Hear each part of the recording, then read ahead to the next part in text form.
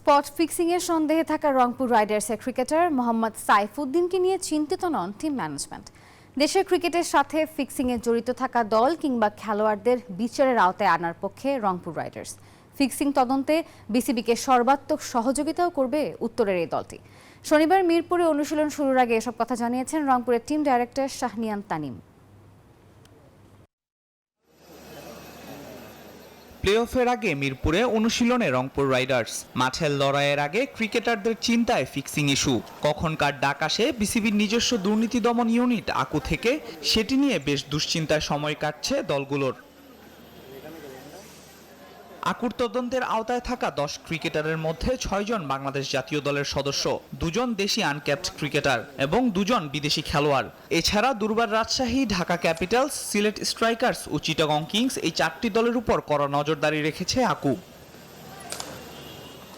বৃহস্পতিবার রংপুর বনাম খুলনার ম্যাচে একটি ওভারে অস্বাভাবিক নোবল সহ প্রায় 20 রান খরচ করেছিলেন রংপুরের cricketer Saifuddin.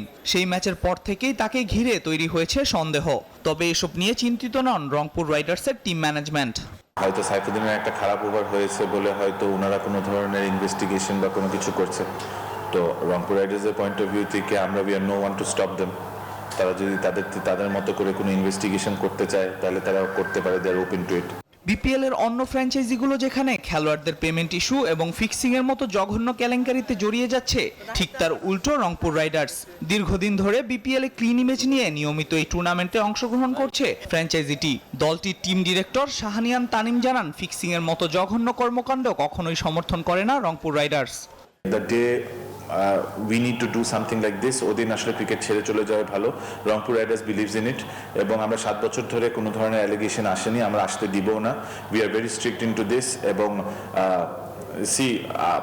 And of the day it's all about being ethical and not ethical. এছাড়া তিনি জানান, যে দল কিংবা যেই খেলোয়াড়ই এই কর্মকাণ্ডের সাথে জড়িত থাকুক না কেন, দেশের ক্রিকেটের স্বার্থে তাদের বিচারের আওতায় আনার পক্ষে রংপুর রাইডার্স।